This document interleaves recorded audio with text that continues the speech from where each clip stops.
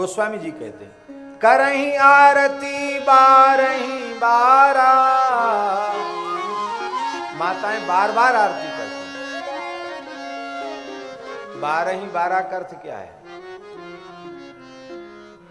आरती कर ली कौशल्या जी ने और थार दे दिए कैकेयी जी के हाथ में।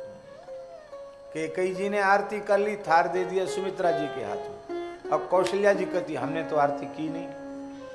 फिर कौशल्या जी पे थार, फिर कैकेयी जी पर, फिर सुमित्रा जी, फिर कौशल्या जी, फिर कैकेयी जी पे। यही क्या अर्थ करेंगे 12 का? माताओं का मन नहीं भरता, उनको लगता कि अभी तो हमने आरती की ही नहीं।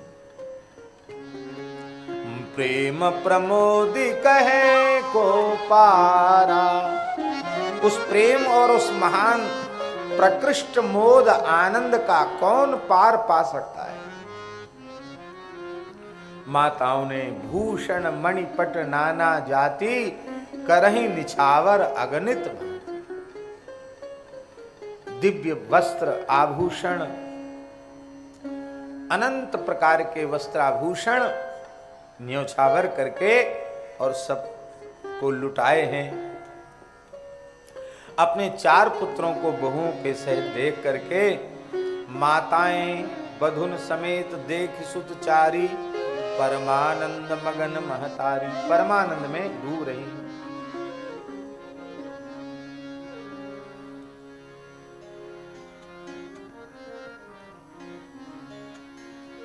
कौशल्या जी, कैकेयी जी और सुमित्रा जी, इनके मन में तो भाव था ही। इसके अतिरिक्त भी दशरथ जी की 700 रानियां थी, उनके मन में भी यही भाव था। और अवध की जितनी नागरियां हैं जिनका श्री रघुनाथ जी के प्रति विशिष्ट वात्सल्य का भाव है, उन सबके मन में भी एक ही बात है। कौशल्या जी से लेकर श्री अवध की प्रत्येक नारी के मन की ये भावना है कि हमारे लाला श्री रघुनाथ जी जितने सुंदर हैं, इनसे 21 सुंदर बहू आनी चाहिए, इनसे 19 या 20 भी नहीं आनी चाहिए। कौशल्या जी, कैकेयी जी, सुमित्रा जी चक्रवर्ती महाराज से यही कहती हैं कि हमें केवल इस बात की चिंता है। दशरथ जी कहते भैया हम बेटा बारे हैं, हमारे बालक सब प्रकार से सुंदर हैं, रूपवान हैं, शीलवान हैं, कुलीन हैं, चक्रवर्ती सम्राट के पुत्र हैं, तो फिर ब्याह की चिंता क्यों? माताएं कहती हैं बस चिंता इसी बात की है कि प्रसन्नता से खिला हुआ हमारे लाला का मुख कमल कहीं इनसे थोड़ी न्यून बहू के आने पर थोड़ा मुखारबिंद मलिन न हो जाए, कुम्हला न जाए, इसलिए ऐसी बहू खोजो इस धरती पर जो हमारा लाला देखते ही रह जाए, टुकुर मुकुर देखते ही रह जाए, बस देखता ही रहे। ऐसी बहू, ऐसी बहू कहां से मिलेगी? बोले धरती पे नहीं मिलेगी तो धरती खोद के निकालेंगे। बोलो वृंदावन बिहारी। श्री रघुनाथ जी बाल लीला में चक्रवर्ती महाराज के मणिमय प्रांगण में घुटरून चल रहे हैं। उनकी जो पीत झंगुली है वो थोड़ी सी आगे से खुल गई है, बंद खुल गए हैं, तो उनके वक्ष में जो श्रीवत्स की रेखा है, श्रीवत्स का चिन्ह है, वो श्रीवत्स कोई दूसरा नहीं, वो साक्षात श्री किशोरी जी ही उनके हृदय सिंहासन पर विराजी हैं। ब्रजलीला में भी भैया जी जीव गोस्वामी जी ने कहा किंते बधू श्लोक लिखा है। गोपी पूछती लाला तेरी आंख बताइयो कहाँ है? तो छोटे से बालकृष्ण ऐसे उंगली करके ये मेरी आंख रही। और तू अपने कानन ने बताइयो? तो ठाकुर जी कान का स्पर्श कर दे। तो तू तेरी नाक कहाँ है? तो ठाकुर जी ऐसे नाक पकड़ लेते। तेरे होठ कहाँ है? जीव कहाँ है? तो जीव निकाल कैसे पकड़? लाला है उनको कोई थोड़ी कि झूठी सकरी की बात नहीं, अपनी जिह्वा पकड़ लेते हैं। पूछते पूछते गोपी कहती है, अरे लाला तेरी छाती पे सुनहरो सुनहरो सो चिन्ह कहा है? तो ठाकुर जी अपनी झवलिया ऐसी खोल के ऐसे देखते हैं, जय जय श्री सीताराम। हम लोग बड़े भाग्यशाली हैं।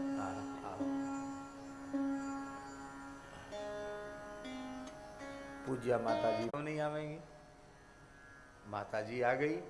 आहा, हाँ, तो हम कह रहे थे, गोपी कहती हैं, अरे लाला तेरी छाती में जो सुनहरो चिन्ह है ये कहाँ है?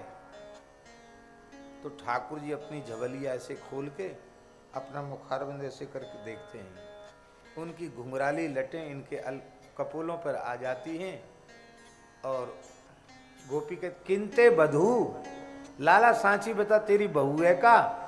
तो छोटे से बालकृष्ण इतने शर्म जाते हैं, लजा जाते हैं, अपने झबला में अपना मुखारबिंद ढक लेते हैं, जंगली में अपने मोहड़े को ऐसे करके ढक लेते हैं। ये श्री जीव गोस्वामी जी ने वर्णन किया है चंपू में।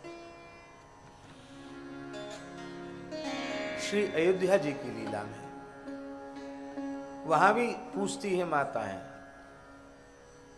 लाला ये क्या है, ये चिन्ह क्या? तो ठाकुर जी देखते हैं, फिर घुटरुवन चलते हैं तो वो चिन्ह श्रीवत्स का चिन्ह, चमकता हुआ चिन्ह मणिमय प्रांगण में उसका प्रतिबिंब पड़ता है।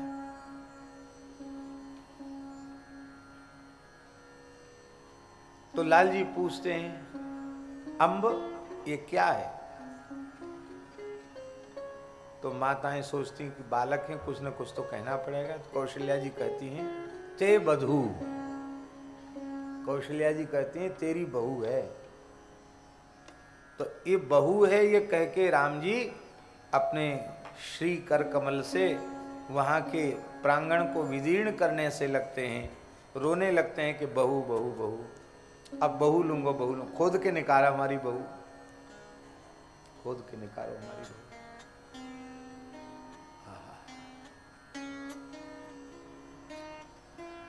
वशिष्ठ जी आकर सांत्वना देते हैं और कहते, लाला की बहू तो भूमिते ही प्रकट होएगी, भूमिजा होएगी। बोलो भक्तवत्सल भगवान की जय।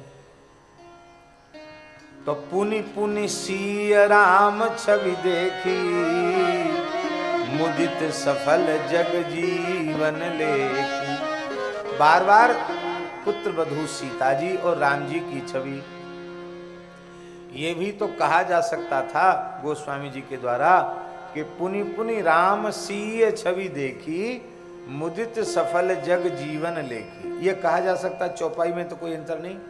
पुनि पुनि राम सीय छवि देखी, राम सीय छवि नहीं करें, सीय राम छवि देखी। श्री किशोरी जी की छवि पहले देखती हैं, फिर राम जी की छवि देखती हैं, फिर तुलना करती हैं कि अब तक तो हमारे लाला का ही सौंदर्य इस ब्रह्मांड में सर्वोपरि था, लेकिन अब ये बहू आई है, इसका सौंदर्य कैसा अनुपम, अद्भुताद्भुत अद्वितीय सौंदर्य है।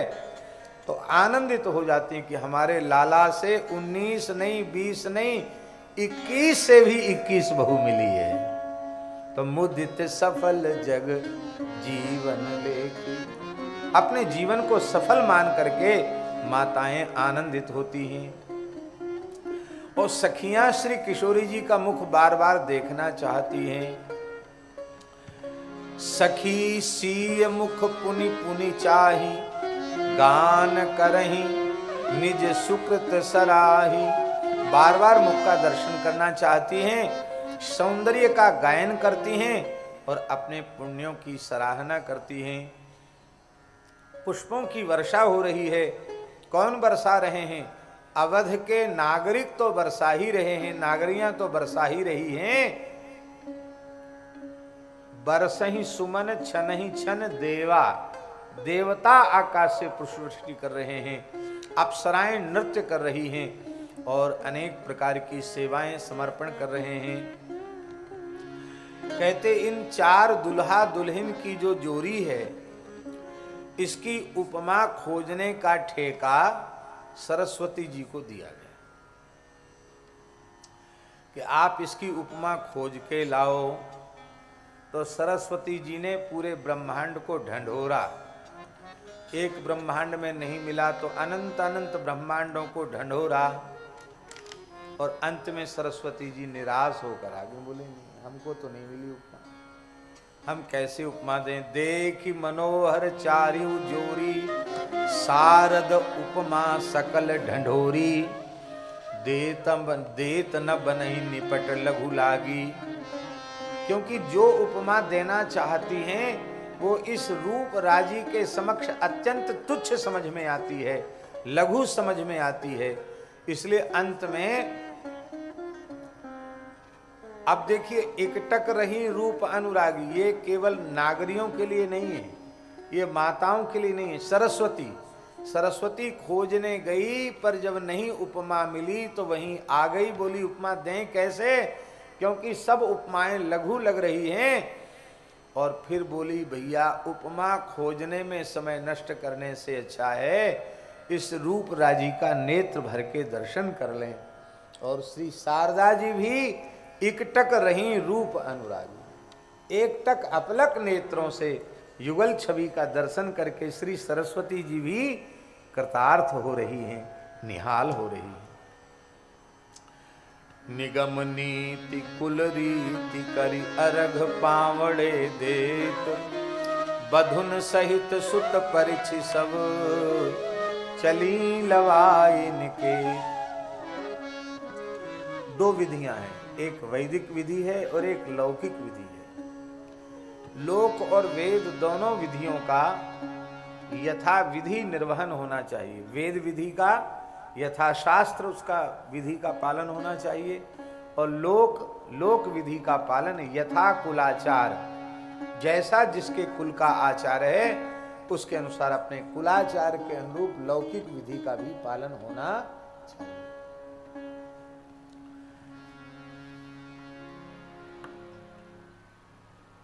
भैया जी, सब अलग अलग अवतारों की अलग अलग लीलाएं हैं।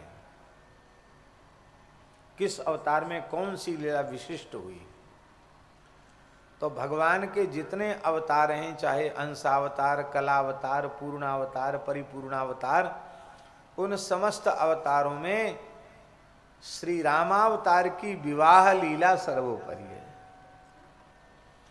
जिसमें संपूर्ण लोक रीति का भी निर्वाह और जिसमें संपूर्ण वेद रीति का भी निर्वाह किया गया। निगम नीति कुल रीति करे, वेद की रीति और कुल की रीति का निर्वहन करके अर्घ पावड़े देत, अर्घ देते हुए, पावड़े बिछाते हुए और परिछन करके वधुओं के सहित बालकों को, चारों पुत्रों को और महल में ले गई। श्री किशोरी जी का रूप लावण्य तो आपने सुना, कैसा अनुपम है, अद्भुत है। उनका सौकुमार्य कैसा है, उनकी सुकुमारता कैसी है, इस संबंध में श्री गुणरत्न कोशकार ने लिखा है कि अपनी पुत्र वधू श्री सिया जी के सौकुमार्य के बारे में, सुकुमारता के बारे में तीनों माताओं में चर्चा होती रहती थी। बहू आ रही है, तैयारी तो कर लो, सुनते हैं बहुत ज्यादा सुकुमारी है, बहुत सुकुमारी है, बहुत सुकुमारी है। अब बहू को थोड़ा तो राजमहल में चलना पड़ेगा कि नहीं। दिव्य मणियों से जटित प्रांगण है, पाषाण के रूप में मणियां ही जड़ी हुई है। तो मणि तो मृदु नहीं होती, मणि तो कठोर होती है। तो कठोर प्रांगण पर श्री सिया जी को चलना पड़ेगा, थोड़ी दूर तो चलना पड़ेगा।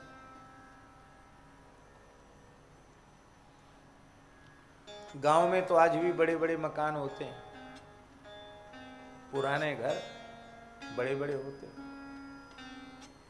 अब फिर बड़े लोगों की कोठियां देखो, वो बड़ी बड़ी होती है। फिर चक्रवर्ती सम्राट का महल है, कोई इतने हॉल जितना तो होगा नहीं, पता नहीं कितनी दूरी चलने की बात होगी। विशाल चक्रवर्ती महाराज का महल है, थोड़ा तो वधू को चलना पड़ेगा।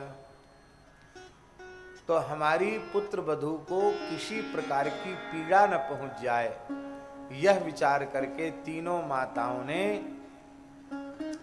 करोड़ों करोड़ों करोड़ों करोड़ों कमल पुष्पों का पराग राजद्वार से लेके महल के भीतर तक, जहां तक युगल को जाना है वहां तक पूरा मार्ग कमल पराग से आच्छन्न कर दिया।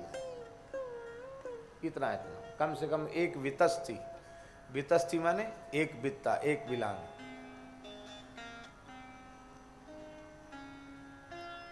आप कहेंगे कि कमल का पराग कैसा होता है? जो कमल पूर्ण विकसित हो जाता है, उस विकसित कमल के जो खिली हुई पखुड़ी है उसके नीचे भाग में आप ऐसे थोड़ा सा हाथ लगाओ, एक बहुत सुंदर चिकना चिकना स्निग्ध पाउडर जैसा पीला पीला आपकी उंगलियों में लग जाएगा, उसको कहते हैं पराग। जहां कमल होते हैं वहां तो लोग पराग निकाल लेते हैं। कैसे निकालते हैं भैया जी? खिले कमल लिए और कांसे की थारी में ऐसे ऐसे उनको धीरे धीरे ठोका, वो पराग उनका उसमें आ जाता है और वो पराग इतना हो जाता है। पराग को फिर चंदन में डाल करके घिस दो, केसर वेसर कुछ नहीं है उसके साथ।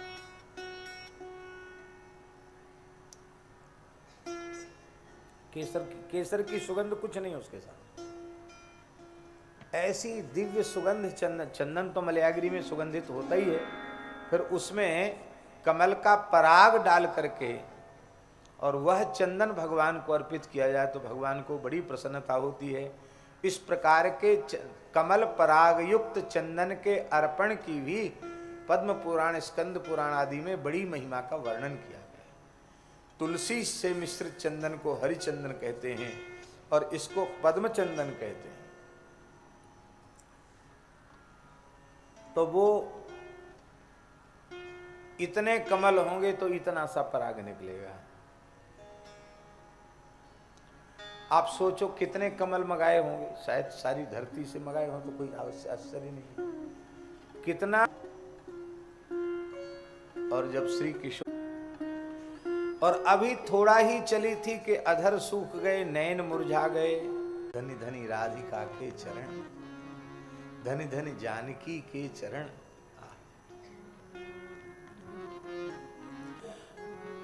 आप कहेंगे कि गोस्वामी जी ने तो ये बात कही नहीं, आप तो दाक्षिणात्य आचार्य का प्रमाण दे रहे हैं। गोस्वामी जी ने भी कहा। इस लीला का संकेत तुलसीदास जी महाराज ने भी किया है। पलंग पीठ तजी गोद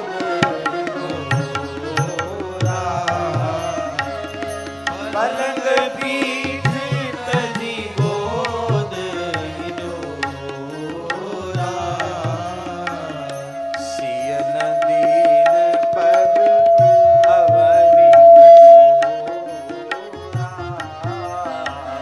सियन दीन पग अवनी कठोरा। दूध के फेन को लज्जित करने वाले पर्यंक पर श्री किशोरी जी विराजती हैं। एकदम शुभ्र श्वेत अत्यंत सुकोमल पर्यंक पर विराजती हैं। पलंग पीठ अथवा गोद में बैठती है अथवा अपने लाल जी के साथ हिंडोरे में बैठती, सखियां झुलाती है। सियन दीनी पग, किशोरी जी ने अपने चरण नहीं दिया, क्यों? अवनी कठोरा, मणियों से जटित प्रांगण है, कठोर उसमें अपना चरण नहीं पधराया। किसी रामायण की एक कथा है प्रामाणिक कथा, कि एक बार अयोध्या जी में ऐसा कुछ ग्रहयोग उपस्थित हुआ ज्योतिष शास्त्र के अनुसार। उस दुर्योग के निवारणार्थ पंडितों को, ब्राह्मणों को कुछ अनुष्ठान करना था और उस अनुष्ठान में एक विशेष बात थी। वशिष्ठ जी का निर्देश था कि दीपक की बत्ती जब जब धीमी पड़ने लग जाएगी उसको आगे बढ़ाना पड़ेगा तुम्हारी ज्येष्ठ पुत्र वधू को। माने सिया जी को बत्ती आगे बढ़ानी पड़ेगी।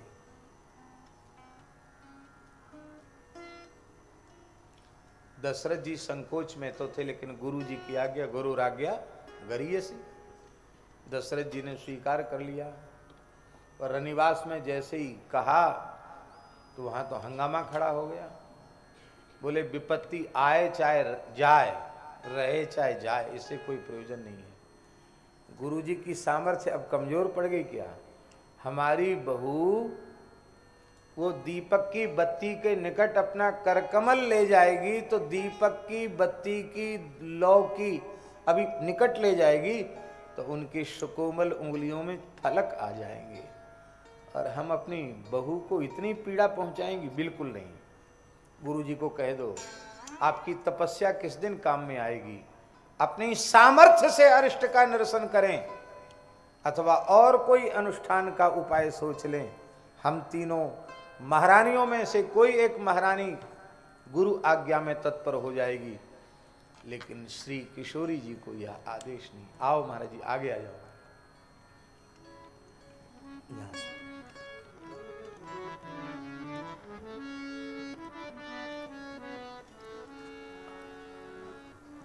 आगे हैं, कुर्सी पर विराज। यहां इधर से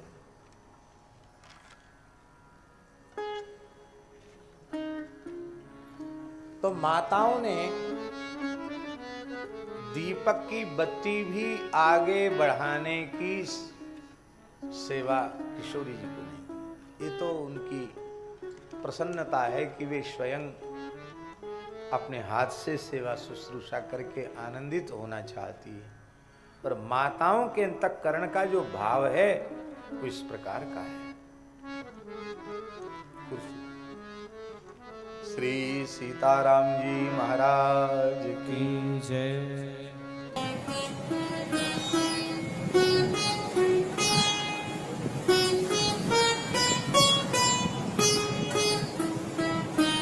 श्री सीताराम प्रतिदिन सत्संग एवं दर्शन के लिए श्री महाराज जी के ऑफिशियल चैनल को जरूर सब्सक्राइब करें।